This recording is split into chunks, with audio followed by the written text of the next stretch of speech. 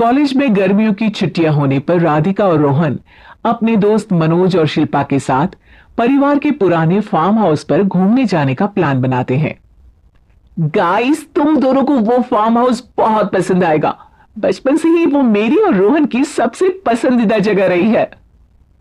पर मैंने तो इतने सालों में तुम्हारे मुंह से कभी फार्म हाउस का नाम तक नहीं सुना। बचपन में फार्म हाउस जाते थे, लेकिन फिर अचानक सबने वहां जाना बंद कर दिया और वजह कभी किसी ने बताई नहीं। पर अब हम चारों मिलकर वहां धमाल करेंगे। इसी तरह बातें करते कुछ घंटों का सफर तय कर चारों शहर से दूर ऊंची पहाड़ी पर बने राधिका और रोहन के फैमिली फार्म हाउस पर पहुंच जाते हैं। वाह यार, ये तो बड़ा ही सुंदर है।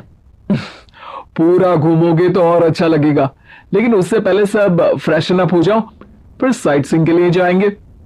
राधिका और रोहन अपने अपने कमरे में चले जाते हैं, लेकिन मनोज और शिल्पा घर में घूमने लगते हैं, जहां शिल्पा की टक्कर हॉल के बीचों बीच रखी एक पुरानी लकड़ी की कुर्सी से होती है। तेरी माता, इस कुर्सी को बीच में किसने रखा हुआ है?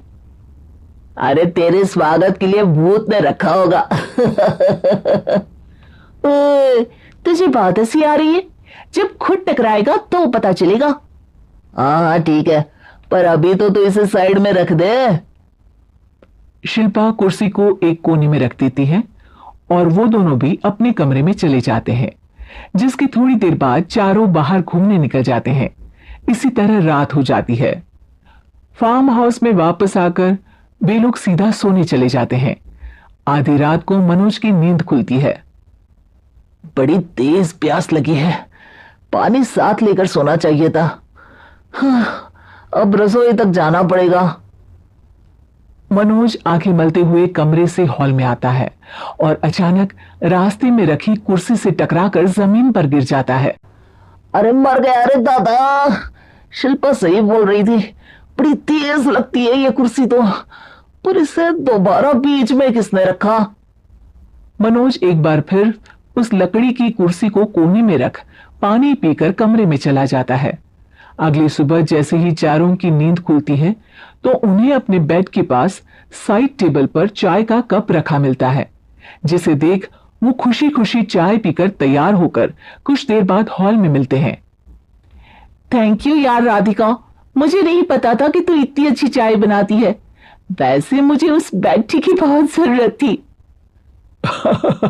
ये और चाय, अरे इसे तो पानी तक उबाला नहीं आता।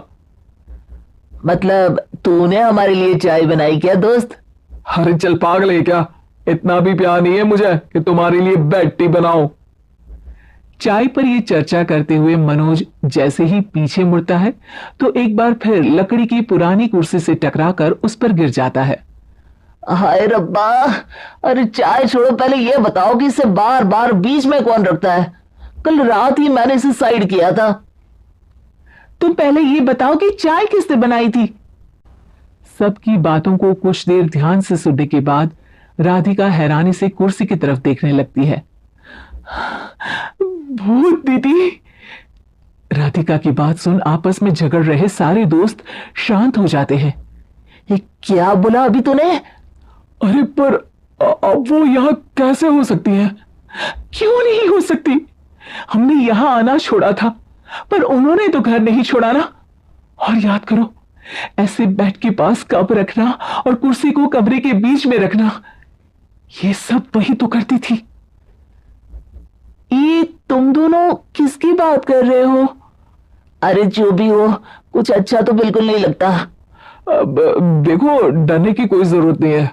वो सालों से इस घर में रहने वाली भूत दीदी है। वो बचपन से ही हमारे यहाँ आने पर एक बड़ी बहन की तरह हम दोनों का ख्याल रखती है। ओए, पगला गया है क्या? शिल्पा, मुझे यहाँ नहीं रहना, तू भी मेरे साथ ही चल। ये दोनों तो पागल हो गए हैं। जहां मनोज डर से वापस जाने की बात कर रहा होता है, वहीं शिल्पा अपने फोन में बिजी होती है। क्या तुम्हें यहाँ की सिचुएशन समझ में नहीं आ रही जो फोन में लगी हो? जिसे जो करना है करो, मैं तो जा रहा हूं। मनोज हड़बड़ाहट में अपने कमरे की तरफ जाता है, जिसके साथ राधिका और मोहन भी उसे रोकने के लिए पीछे पीछे जाते हैं, लेकिन शिल्पा वो तो अभी भी फोन में लगी रहती है। कुछ देर बाद जब वो तीनों दोबारा हॉल में वापस आते हैं तो शिल्पा को सबके पैक्ड बैग्स के साथ देखकर हैरान रह जाते हैं। ये सब क्या है शिल्पा? यहां हम इसे समझा रहे हैं और तुम हमारे बैग्स भी पैक कर लेकर आई। अरे आखिर में फोन से बाहर निकलकर कुछ किया तो सही इसने। दोस्तों देखो, कल से हम यहां हैं। भूत दीदी ने कुछ किया नहीं ना? फिर डर क्यों रहे हो? 4 दिन और रुकोगे तो पता चलेगा कि क्या होगा। मतलब? इस पर शिल्पा उन तीनों को फार्म हाउस से बाहर लाकर फोन में पुरानी न्यूज का आर्टिकल दिखाती है। सालों पहले यहां रह रही औरत ने अपने दोनों बच्चों को सुबह सुबह दूध में जहर पिलाकर मार दिया और फिर हॉल में उस कुर्सी पर खड़े होकर खुद भी फांसी लगा ली थी। तुम्हारी बातों से मुझे इस केस की याद आ गई। गूगल किया तो पता चला कि ये वही फार्म हाउस है। अभी भी यहां रहना चाहते हो जिससे कुछ दिनों में वो सबको थोड़ा थोड़ा जहर देकर मार दे? अरे पर ये दोनों तो बचपन से यहाँ आ रहे हैं, फिर इन्हें अभी तक कुछ क्यों नहीं हुआ? वो तो पापा बताते हैं कि हम आते थे। हाँ, और मुझे भी एक बार का ही याद है। वाह, और कहानियां तो ऐसे सुना रहे थे जैसे सदियों से यही रहते हो। तीनों ये बात कर ही रहे होते हैं कि अचानक फार्म हाउस में से एक आवाज सुनाई देती है। मैं यहाँ किसी को जिंदा नहीं रहने दूंगी, किसी को नहीं। बस ये सुनने की देर ही होती है कि चारों डर से कांपते हुए तुरंत कार में बैठकर वहां से भाग जाते हैं।